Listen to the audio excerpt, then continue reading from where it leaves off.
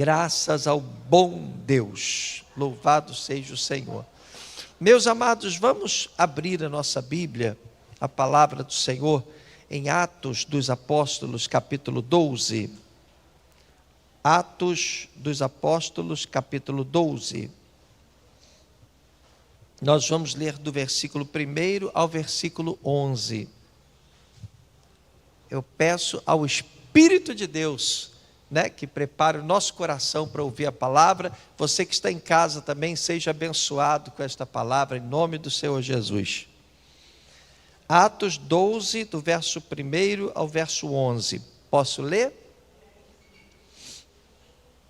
Glória a Deus. Diz assim a palavra de Deus. Nessa ocasião, o rei Herodes prendeu alguns que pertenciam à igreja com a intenção de maltratá-los e mandou matar à espada Tiago, irmão de João. Vendo que isso agradava aos judeus, prosseguiu prendendo também Pedro durante a festa dos pães sem fermento. Tendo-o prendido, lançou-o no cárcere, entregando-o para ser guardado por 4 escoltas de 4 soldados cada uma. Herodes pretendia submetê-lo a julgamento público depois da Páscoa. Pedro, então, ficou detido na prisão, mas a igreja orava intensamente a Deus por ele. Diga comigo, a igreja orava intensamente a Deus por ele. Na noite anterior ao dia em que Herodes iria submetê-lo ao julgamento, Pedro estava dormindo entre 2 soldados, preso com 2 algemas, e sentinelas montavam guarda à entrada do cárcere. Repentinamente apareceu o quê? Um anjo do Senhor, e uma luz brilhou na cela. Ele tocou o lado de Pedro e o acordou. O que ele fez, o anjo? Ele tocou o lado de Pedro e o acordou. Depressa, levante-se, disse ele. Então as algemas caíram dos punhos de Pedro. O anjo lhe disse: vista-se e calce as sandálias. E Pedro assim fez. Disse-lhe ainda o anjo: põe a capa e siga-me. E saindo Pedro o seguiu, não sabendo que era real o que se fazia por meio do anjo. Tudo lhe parecia uma visão. Passaram a primeira e a segunda guarda e chegaram ao portão de ferro que dava para a cidade. Este se abriu por si mesmo para eles, e passando, tendo saído, caminharam ao longo de uma rua, e de repente o anjo o deixou. Então Pedro caiu em si e disse: agora sei, sem nenhuma dúvida, que o Senhor enviou o seu anjo e me libertou das mãos de Herodes e de tudo o que o povo judeu esperava. Amém? Meus amados, observem o seguinte: naquele momento havia um clima tenso para a igreja, e havia uma perseguição ferrenha contra os que se manifestavam cristãos. E você observa que o rei Herodes já havia mandado matar à espada Tiago. E o clima era de perseguição. O que realmente Herodes queria era também matar o apóstolo Pedro. Por isso ele estava tão bem guardado, tão bem protegido, para evitar qualquer fuga. Ele ia ser apresentado, ia ser julgado, e provavelmente, certamente seria também morto, como Tiago havia sido morto. Mas diz a Bíblia que a igreja se mobilizou para orar por Pedro. Entendeu a gravidade daquele momento, entendeu a seriedade daquele momento de perseguição. E a igreja começou a orar. E quando a igreja orou, aconteceu algo muito importante, que mudou toda aquela situação. Um anjo apareceu ali na prisão onde Pedro estava aprisionado, onde Pedro estava preso. E esse anjo se você observar direitinho, ele foi, ele se manifestou de uma forma corpórea, de uma forma humana, porque ele tocou o lado de Pedro, ele acordou Pedro, ele falou com Pedro, ou seja, ele ali apareceu numa forma humana, e ele então ordenou que Pedro se levantasse, se vestisse e conduziu Pedro até que ele estivesse em segurança. E eu queria dizer uma coisa muito importante para você que está aqui hoje. Sabe, eu creio que uma das principais estratégias do diabo, do inimigo, é fazer com que a igreja se torne religiosa. Pouco a pouco a gente vai se acostumando com o fato de estar na igreja todos os cultos de domingo. A gente vai se acostumando, vai se moldando. Todo segundo domingo é dia da ceia do Senhor. A gente vai tornando as coisas uma rotina. E muitas vezes a gente acaba deixando de viver o que é fora do normal, o que é sobrenatural. O fato de Pedro estar preso é algo que a gente pode entender como um ato persecutório normal. Quer dizer, a igreja sempre foi perseguida, mas a igreja orou ao Senhor, ela clamou e algo sobrenatural aconteceu. Quer dizer, um anjo se materializou, um anjo desceu, um anjo apareceu e tocou o lado de Pedro e fez com que Pedro saísse da prisão. As portas da prisão se abriram automaticamente. As cadeias que aprisionavam Pedro caíram por terra. Sabe, amados, no momento em que nós passamos a enxergar a igreja como algo normal, muitas vezes nós deixamos de viver o que consideramos sobrenatural. Você ama a Jesus, você gosta de estar com Jesus, você acha muito legal estar na igreja, você acha muito bacana porque você tem certeza da sua salvação. Mas eu quero que você saiba que existem implicações espirituais profundas demais quando você entrega a sua vida para o Senhor Jesus. A gente está acostumado a acreditar e viver e respirar aquilo que os nossos sentidos conseguem detectar. Você sabe que eu estou aqui, você sabe que eu sou teu bispo, você sabe que eu vivo para o reino, você está aqui ouvindo a palavra e é tudo muito legal. Mas você já parou para pensar que existem anjos de Deus aqui neste lugar? Você já parou para pensar que existem coisas que os nossos olhos não são capazes de enxergar? Coisas que vão além da nossa compreensão, coisas que ainda não foram reveladas, que são ocultas ainda aos nossos olhos e que estão acontecendo. O próprio Cristo disse que onde estivessem 2 ou 3 pessoas reunidas em nome dele, ele estaria presente.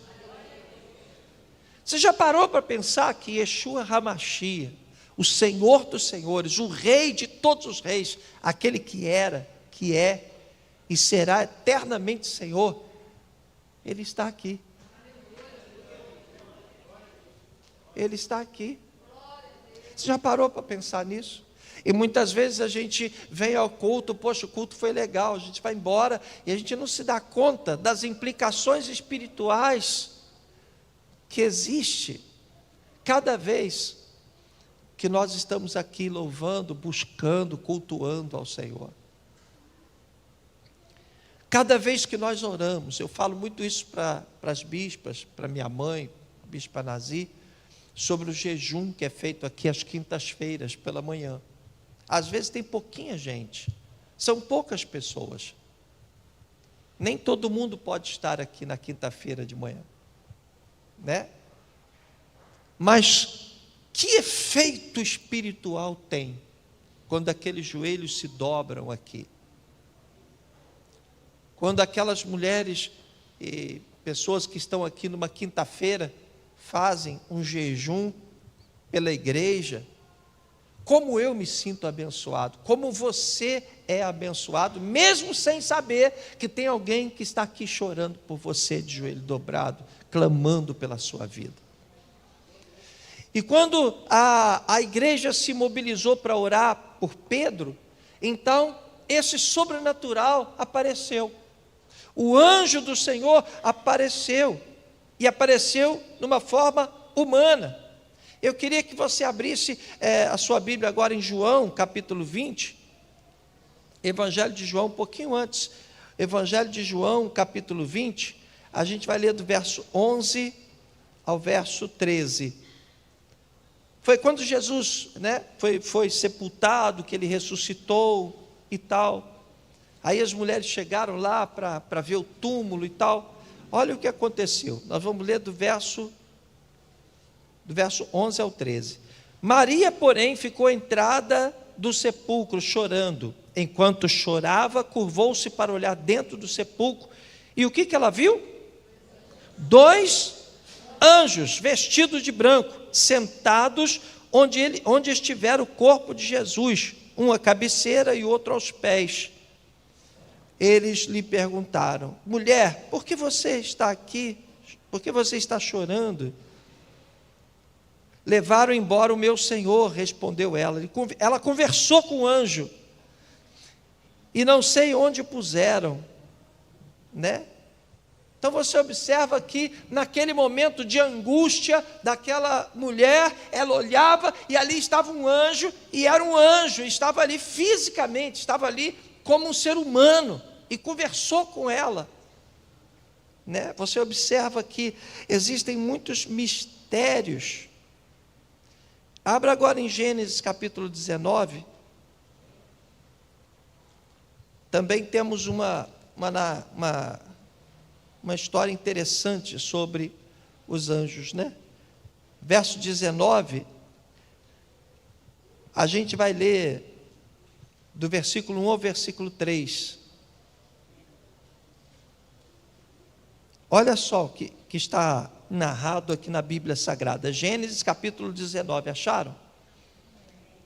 Os 2 anjos, quantos anjos eram? 2. Chegaram a Sodoma ao anoitecer, e Ló, né, estava sentado à porta da cidade.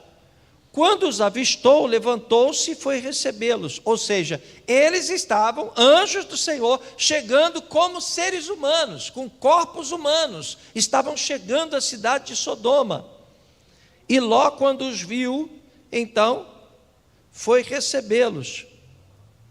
Prostrou-se, rosto em terra, e disse: meus senhores, por favor, acompanhe-me à casa do seu servo. Quer dizer, vamos lá para casa.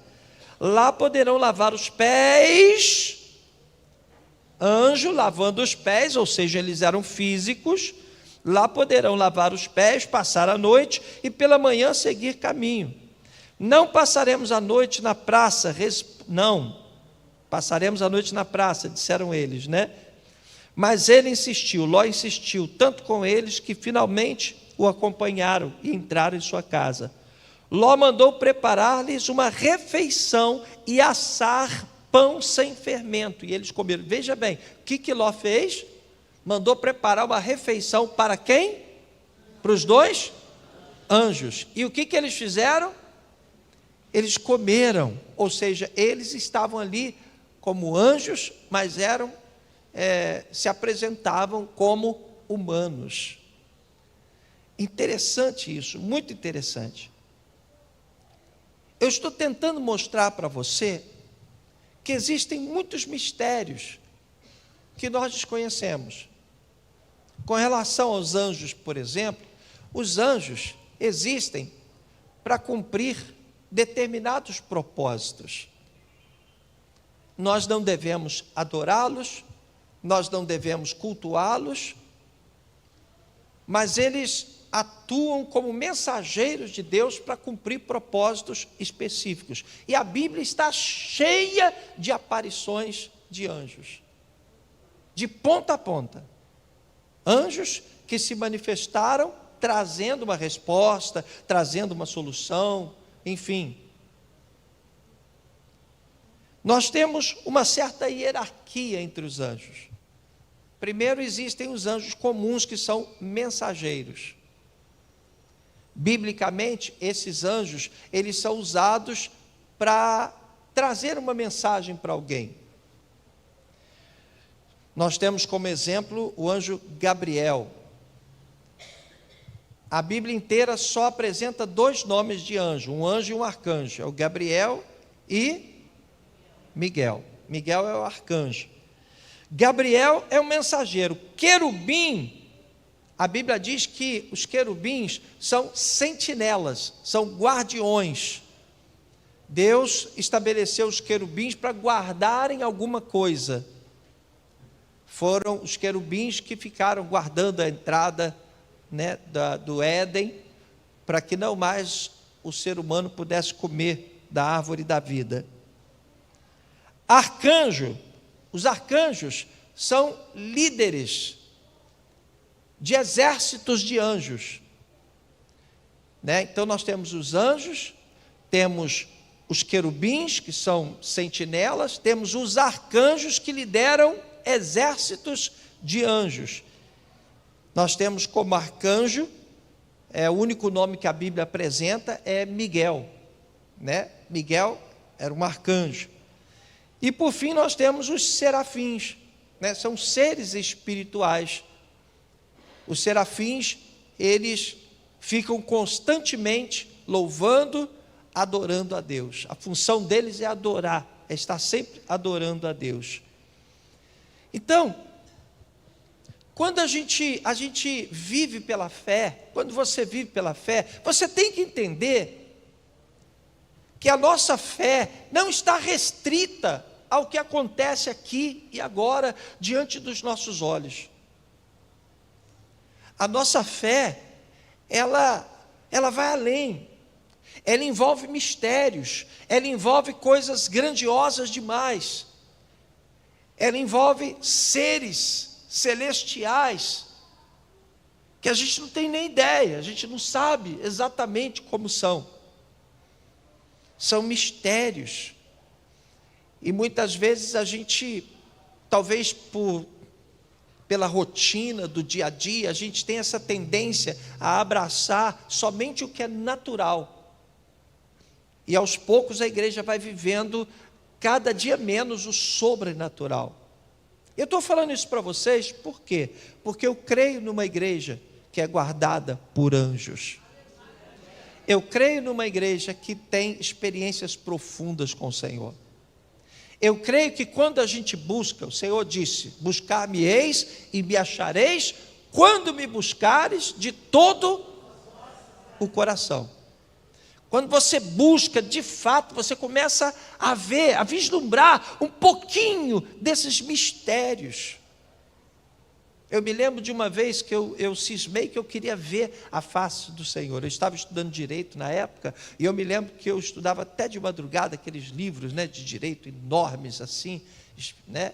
E eu ficava estudando de madrugada.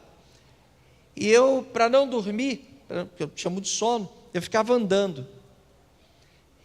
E eu coloquei na minha cabeça que eu queria ver a face de Deus. Comecei a orar por isso, comecei a orar, por isso que eu queria ver Deus. E eu já contei isso aqui para vocês. Uma madrugada eu estava lendo, estudando, né?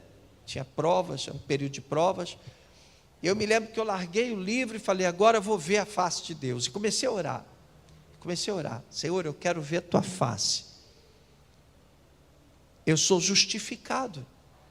O sangue de Jesus me justifica. Não que eu mereça, mas eu sou justificado. Quando uma pessoa é justificada, ela é tornada justa aos olhos do Senhor. E eu disse: eu quero ver Deus. E comecei a orar. E eu me lembro que nessa madrugada, eu comecei a orar, a buscar com muita ousadia, porque a palavra do Senhor diz que eu posso me apresentar, né, diante do trono da graça ousadamente. Eu tenho que me apresentar com ousadia. E eu disse, eu quero ver Deus. E aí eu comecei a orar, e buscar, Senhor, eu quero te ver, eu quero te ver, eu quero te ver. E eu ali sozinho, ali de repente, meu Deus, olha, eu fui contemplado com uma presença tão grande do Senhor,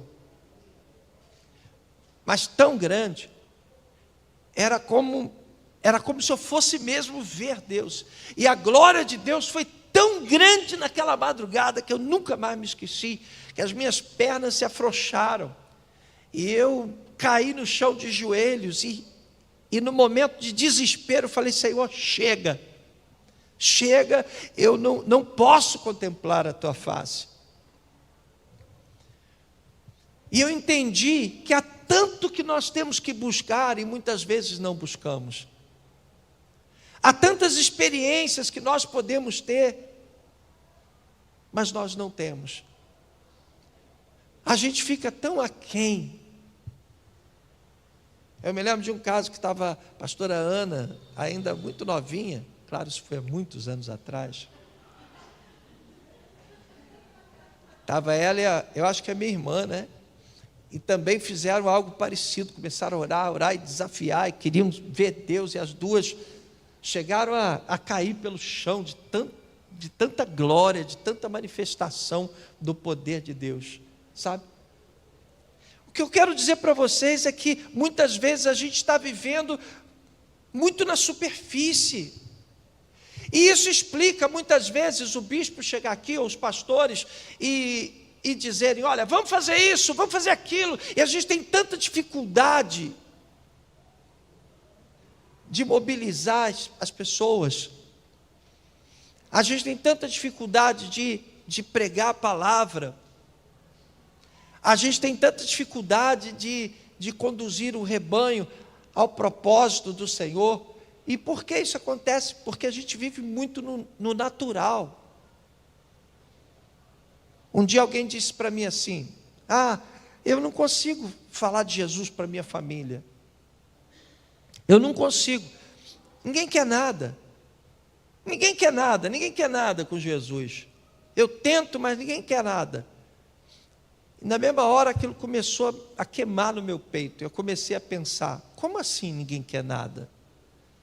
Será que estamos sendo os profetas que Deus precisa que sejamos?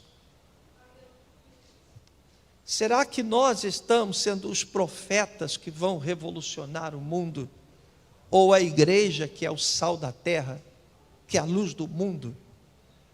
Será que não está faltando essa porção dobrada do Espírito na nossa vida? Será que não está faltando esse sobrenatural? Será que os nossos olhos estão ardendo em fogo, a ponto de quando nós olharmos para uma pessoa a fim de evangelizá-la, ela seja tocada, invadida, impactada com o Espírito Santo? Será que nós estamos realmente ungidos e cheios de poder para fazer aquilo que o Senhor Jesus disse? Jesus disse que nós poríamos a mão sobre os enfermos e eles seriam curados. Jesus disse que nós poderíamos pisar em serpentes e escorpiões, porque todo poder e toda autoridade nos havia sido dados. Ele foi além, ele disse que nós poderíamos fazer as mesmas coisas que ele fez, e obras maiores ainda nós faríamos. Aí a gente vê, muitas vezes, uma igreja absolutamente limitada, vivendo migalhas espirituais, sem fogo no altar, sem fogo, sem unção. Por que você muitas vezes não consegue mudar algo no seu comportamento? Não adianta você tentar mudar o seu comportamento, porque quem conserta o vaso é o oleiro. Há uma grande revelação nisso. Por favor, preste atenção. Bispo, eu não estou conseguindo chegar onde eu tenho que chegar. Eu não estou conseguindo ser quem eu preciso ser. Sim, Paulo viveu isso lá atrás. Não é novidade. Não é uma coisa exclusiva sua. Paulo disse, olha, o bem que eu quero fazer, eu não faço, mas o mal que eu não quero fazer, eu continuo fazendo. Então não é uma questão sua, unicamente sua. Essa dificuldade que você tem de chegar onde o Senhor quer que você chegue, de ser capaz de amar alguém que te traiu, de ser capaz de perdoar alguém que destruiu a sua vida, de ser capaz de dar a outra face, de ser capaz de ser usado por Deus para algo grande. Isso não é fácil mesmo, não. Como é que a gente consegue isso? A gente tem que sair do natural e entrar no mundo sobrenatural. A gente tem que sair do natural, porque o natural é que você tem uma reação proativa, uma reação de combate, uma reação de autoproteção, de autodefesa. Para você ser parecido com Jesus, você tem que chegar a ponto de dizer, logo já não sou eu quem vive, mas Cristo vive em mim. Você está entendendo? Quem recebe essa palavra? Quem sente a presença do Senhor aqui nessa manhã? Você consegue compreender? Então, há muitas coisas no mundo espiritual que estão acontecendo. E passa batido. Muitas vezes você nem nota que está acontecendo. Às vezes você está com uma angústia no teu peito, uma angústia inexplicável que você tem no teu peito, uma coisa que está te corroendo por dentro, e você não consegue entender o que é, e você diz, eu estou em depressão, eu tenho que tomar algum remédio, um antidepressivo, você não consegue entender, e na verdade é o Espírito Santo que está te revelando alguma coisa. Talvez naquele momento um ente querido seu esteja sendo ameaçado, esteja correndo risco de morte. Talvez naquele momento uma desgraça estivesse para acontecer. E Deus está te incomodando, mas você está tão alheio e tão aquém, você ficou tão para trás na expectativa do Senhor, que você não consegue identificar essa revelação. Você não consegue entender o que Deus está falando para você. Você consegue entender? A gente não vive o sobrenatural. Existem batalhas que estão sendo travadas. Abra sua Bíblia em Daniel, livro do profeta Daniel. Livro do profeta Daniel. Daniel, capítulo 10. Daniel 10, nós vamos ler do versículo 12 ao 14. Acharam?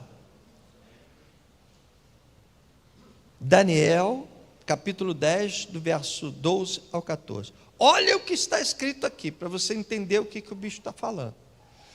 Diz assim, olha, e ele prosseguiu, não tenha medo, Daniel. Daniel era um profeta. Não sei se você consegue, assim, você sabe que o povo de Israel foi levado para o cativeiro da Babilônia, né? Chora Israel, né? Ficou 70 anos lá na Babilônia como escravo. Aí, o profeta Jeremias ficou em Jerusalém, porque ficou um remanescente lá em Jerusalém. Um grupo que não foi levado para a Babilônia, que estava escravizado também, porque toda a região foi tomada pelos babilônicos, o império babilônico cresceu muito, mas não foi levado lá para a Babilônia. Então Jeremias foi levantado por Deus para ser o profeta que continuou profetizando ali em Jerusalém. Ezequiel foi o profeta que Deus escolheu para seguir o povão que foi levado cativeiro, foi levado cativo. Então eles trabalhavam lá na construção de um canal, cavavam na construção de um canal. Então, para profetizar para aquele povo que estava escravizado, trabalhando no canal como operário, tinha o profeta Ezequiel. E o profeta Daniel foi escolhido para profetizar entre os nobres, porque os babilônicos pegavam os judeus que eram mais inteligentes, mais cultos, mais preparados, e botavam para trabalhar com os nobres. Eles não trabalhavam na enxada, lá no enxadão, cavando. Eles trabalhavam em outros postos. E o profeta Daniel era o cara que cuidava dessa gente pensante. Era o profeta que cuidava dessa turma. E aí ele pediu uma revelação a Deus. O profeta Daniel disse: Senhor, me diz o que vai acontecer. Eu sou o profeta, preciso saber, fala comigo. E ele não recebia essa revelação, porque no mundo espiritual estava acontecendo uma batalha. Vamos ler o que está escrito então, Daniel capítulo 10, versos 12 ao 14. Ele, porém, prosseguiu: não tenha medo, Daniel. Desde o primeiro dia em que você decidiu buscar entendimento e humilhar-se diante do seu Deus, suas palavras foram ouvidas, e eu vim em resposta a eles. Aqui é o anjo Gabriel, veio trazer a resposta para Daniel. Suas palavras foram ouvidas e eu vim em resposta a elas. Mas o príncipe do reino da Pérsia, o diabo, me resistiu durante 21 dias. Durante 21 dias, Gabriel estava lá lutando para trazer a resposta que Daniel havia pedido. Mas o diabo estava lá numa batalha, os demônios estavam lá numa batalha contra o anjo que trazia a resposta. Então Miguel, um dos príncipes supremos, veio em minha ajuda. Ou seja, Miguel era o quê? Era um arcanjo. O arcanjo, qual a função dele? Ele liderava exércitos de anjos. Então Gabriel precisou chamar Miguel, falou: Miguel, me socorre aqui, porque eu estou tentando levar uma mensagem lá para o profeta Daniel e não estou conseguindo. Já tem 21 dias que eu estou nessa batalha. Aí então Miguel foi ajudá-lo. Vou ler aqui o versículo 13. Mas o príncipe do reino da Pérsia me resistiu durante 21 dias. Então Miguel, um dos príncipes supremos, veio na minha ajuda, pois eu fui impedido de continuar ali com os reis da Pérsia. Agora vencemos a batalha. Agora vim explicar-lhe o que acontecerá ao seu povo no futuro, pois a visão se refere a uma época futura. Entenda, meu amado, havia uma batalha espiritual sendo travada. Sabe, às vezes você faz uma oração, você está esperando uma resposta, você está esperando algo que você pediu para Deus, ainda não aconteceu, mas Deus já liberou a bênção, não chegou até você porque tem uma batalha sendo travada, tem uma guerra sendo travada no mundo espiritual. A sua vitória já foi determinada, já foi decretada. Sabe o que acontece? Muitas vezes a igreja nem se lembra que existe diabo. Nem se lembra. Eu acho interessante que a igreja de hoje é uma igreja que só está se importando em adorar. Isso é muito bom. Mas se esquece do diabo. Mas não foi isso que a Bíblia mandou fazer. A Bíblia não mandou você esquecer do diabo. A Bíblia mandou você resistir ao diabo. Resistir. E tem mais.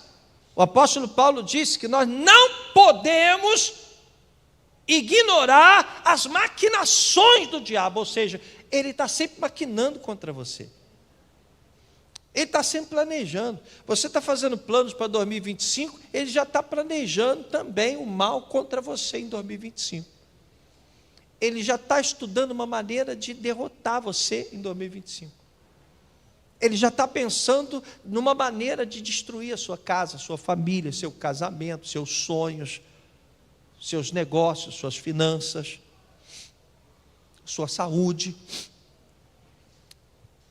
Ele tem maquinações, a Bíblia diz isso. Meu Deus do céu, como é que eu posso esquecer que o diabo está sempre à espreita, tentando tirar proveito da minha fraqueza para me derrubar?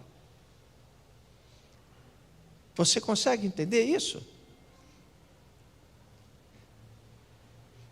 Então, existem mistérios no mundo espiritual que a gente tem que começar a ficar atentos a esses mistérios. A gente tem que começar a entender que a sua fraqueza pode não ser uma coisa muito normal, pode ser uma estratégia do diabo. Porque você fraco serve para quê?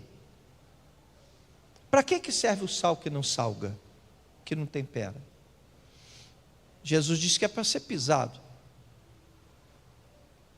E se você estiver sendo pisado, por que você está sendo pisado? Se o teu Deus é o Todo-Poderoso, grande El Shaddai, se há anjos do Senhor acampados ao teu redor, por que você vai ser pisado? Você entende o que eu estou falando? Você recebe essa palavra? Se você não está conseguindo chegar onde tem que chegar, ser o cristão que você precisa, por quê? Por quê? Será que você não está negligenciando as maquinações do diabo?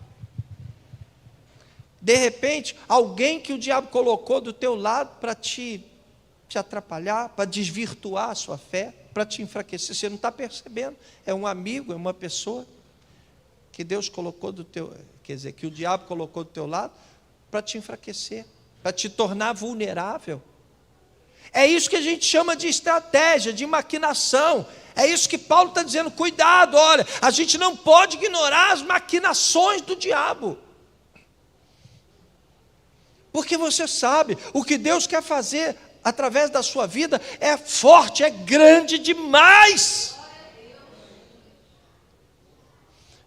Eu creio que ninguém pode procurar a Deus, ninguém. Jesus disse isso.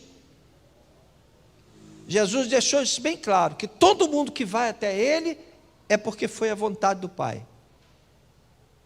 Então, se você está com Jesus, é porque Deus escolheu você e te trouxe e colocou na presença do Senhor Jesus. De alguma maneira, Deus influenciou na sua vocação, no seu chamado. Você não está aqui simplesmente porque você acordou um dia, eu vou lá. Não é isso não. Deus te trouxe porque assim como Ele escolheu Paulo, Pedro, Tiago, João, Henrique, Maria, José, fulano, Deus escolheu você. Bata no peito e diga, eu sou um escolhido do Senhor. Você não está aqui por acaso não, meu irmão. Então a gente não pode de maneira nenhuma ignorar as coisas espirituais, os mistérios. Por que o bispo está pregando sobre esse assunto? É porque ele acordou de manhã? É porque ele viu um livro, sei lá, Não! Eu estou desde ontem pedindo a Deus uma revelação. Hoje de manhã eu saí mais cedo, vim para cá para orar, para buscar uma revelação de Deus, para trazer para vocês. Saí de casa falando para a pastora Marilda, eu não tenho nem noção do que eu vou pregar hoje. Porque desde ontem que eu estou pedindo a Deus essa revelação. Eu posso abrir a Bíblia e pregar sobre qualquer coisa, passei minha vida pregando. Por que às vezes é difícil saber o que eu vou pregar? Porque tem que ser dirigido pelo Espírito Santo.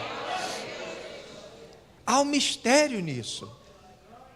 Deus está me usando nessa manhã para dizer para você, cuidado, cara. Talvez você esteja nadando só na superfície.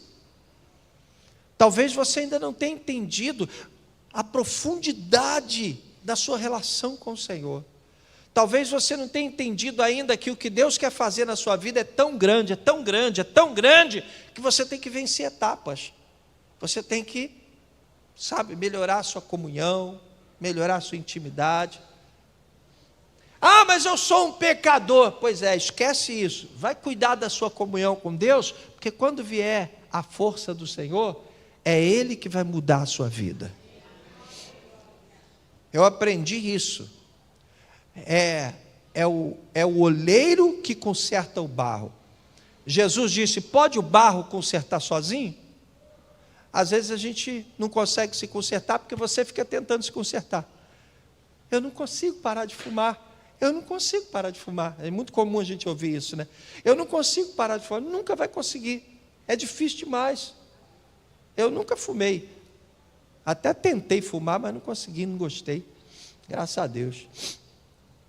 Mas quem fuma diz que é um vício terrível. Meu pai falava: meu Deus do céu, é terrível parar de fumar. Se você tentar por você mesmo, você vai se frustrar, vai se frustrar. Agora, se você buscar a Deus, esquece fumar, irmão. Busca a Deus, se enche da presença do Senhor. Aí você sai do natural, onde é praticamente impossível parar de fumar, e você entra no sobrenatural de Deus, onde parar de fumar não é nada.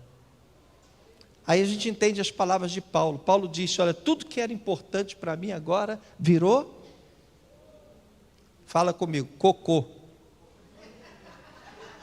Vocês estão rindo, mas foi o que Paulo colocou. Paulo disse: virou esterco, né? Estrume.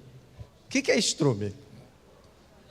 Tudo que era importante para você, sabe, coisas que antes você, meu Deus, eu não vou conseguir. Consegue, você consegue tudo.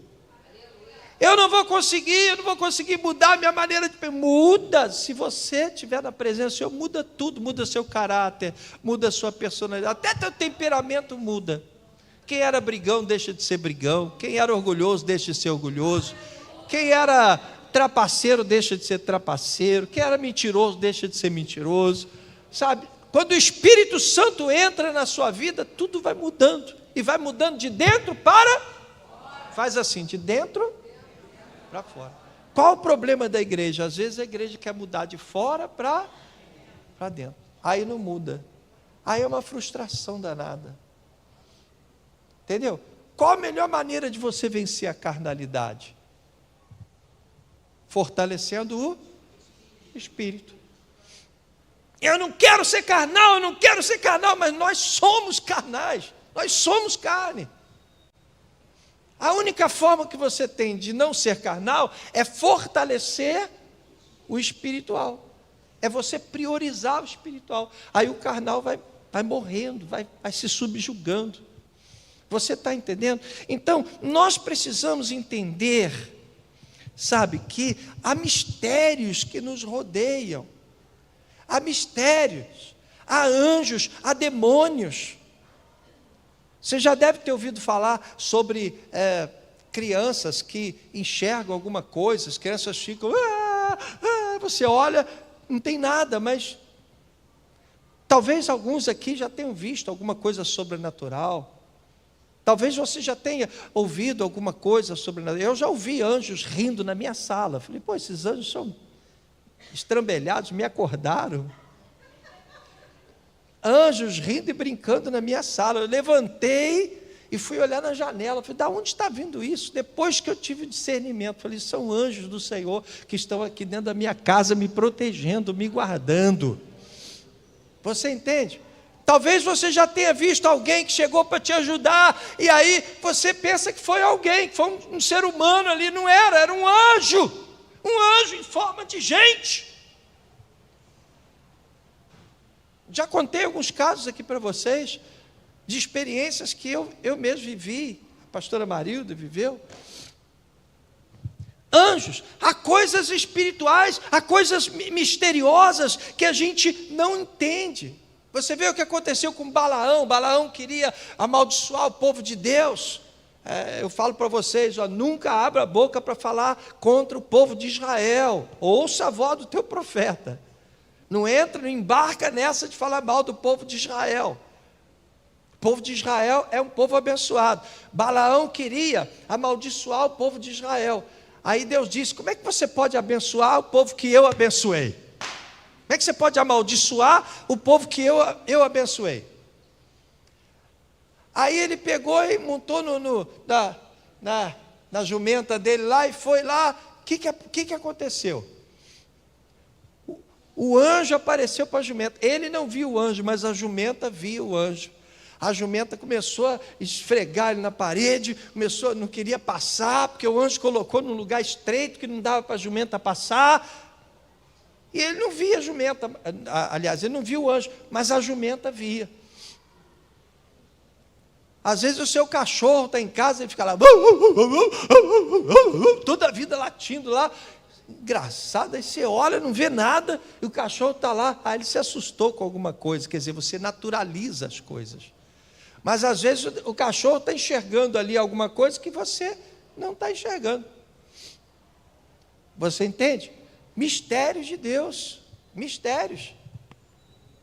O que eu quero dizer para vocês, amados, é que nós precisamos confiar no sobrenatural, sair do natural, passar e além do natural, acreditar no sobrenatural.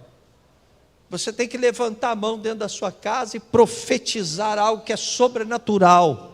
Jesus disse, se você disser para esse monte, passa daqui para acolá, é natural o monte sair do lugar? Não. Mas Jesus disse, se você disser isso, o monte vai sair. E Jesus ainda disse assim, e nada te será impossível. O que eu quero dizer é que está na hora de você começar a ser mais espiritual, mais pentecostal, mais de oração. A igreja orou e o anjo apareceu para Pedro lá e tirou Pedro da cadeia.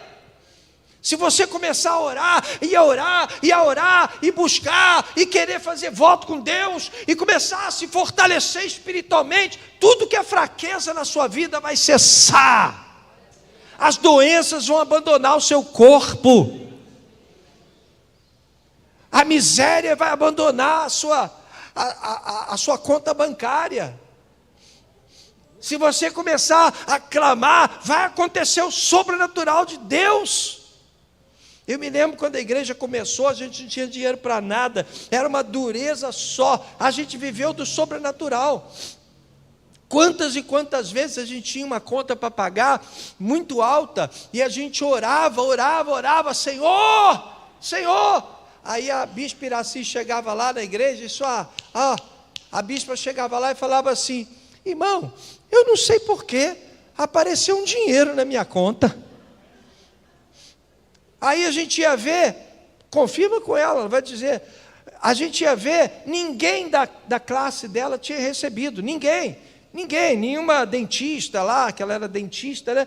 Ninguém tinha recebido aquele dinheiro, mas ela recebeu aquele dinheiro. É por isso que nós estamos aqui hoje. Providência de Deus, sobrenatural de Deus. Sobrenatural de Deus. Já contei para vocês uma vez, a Ana era da administração, aí a gente tinha que cobrir um cheque e não tinha dinheiro, e a gente orou e começou a orar e orar e orar. Alguém que até hoje a gente não sabe quem foi, ou sabe, né? Alguém depositou o valor exato que a gente precisava no banco.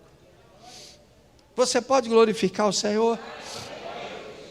Irmão, se você começar a buscar, e orar, e se consagrar, e ter intimidade com Deus, então você vai começar a ver a glória de Deus na sua vida. Você vai começar a ver coisas sobrenaturais, vão começar a acontecer. Você vai começar a ver Deus revolucionando, mudando coisas, batalhas que pareciam perdidas, o Senhor vai lá e vai colocar tudo nos seus lugares. Anjos vão estar lutando a seu favor. Diga comigo, glória a Deus. Anjos vão estar lutando a seu favor. Irmão, os escolhidos do Senhor nunca estão sozinhos. Esse é o tema de hoje, você não está sozinho. Os escolhidos do Senhor, quem é escolhido do Senhor, dá um glória a Deus. Você nunca vai estar sozinho. Nunca você vai estar sozinho, nunca você vai estar sozinho, nem nos seus piores momentos, quando você achar que está abandonado, que seus amigos se afastaram, que você está sozinho, não tem ninguém olhando para você, há anjos de Deus que estão cercando você, que estão te protegendo. Diga glória a Deus, aleluia. Há anjos de Deus que nos guardam. Quando Josué Quando Josué chegou ao vale de Gilgal, ele estava lá naquela tensão, porque ele ia invadir Jericó, seria a primeira cidade que ele ia invadir. E aí de madrugada ele acordou, foi lá para fora da tenda dele, aquele monte de tenda montado lá no vale de Gilgal e tal, mas já estava muito próximo do inimigo, né? Então ele acordou de noite, ele foi lá para fora, não sei se ele foi fazer o pipizinho dele, se ele foi orar, não sei o que foi. Eu sei que ele foi lá para fora, saiu da tenda, foi lá para fora. E ele estava lá fora, de repente ele olhou e tinha um cara grande pra caramba, com espada na mão. Ele olhou e falou assim: opa, tu és um dos nossos ou dos nossos inimigos? Aí aquele cara virou para ele e falou assim: eu sou o príncipe do exército do Senhor e acabo de chegar. Glória a Deus. Por que ele disse: eu cheguei para resolver essa parada? Você está pensando que você vai invadir essa cidade sozinho? Não, eu estarei contigo. Eu sou o anjo, o príncipe do exército do Senhor. Diga glória a Deus. Todos nós nos lembramos daquele fato do profeta Eliseu, que estava rodeado lá, né, pelos inimigos, pelo exército da Síria. E aí estava lá na montanha, lá, aquele monte de inimigos cercou e cercaram, fizeram cerco para todo lado, cercaram, e só tinha ele e o ajudante dele. O profeta andava sempre com um rapaz que era o ajudante dele, era o obreiro dele, né? Aí o obreiro dele falou, olhou, viu que situação era feia.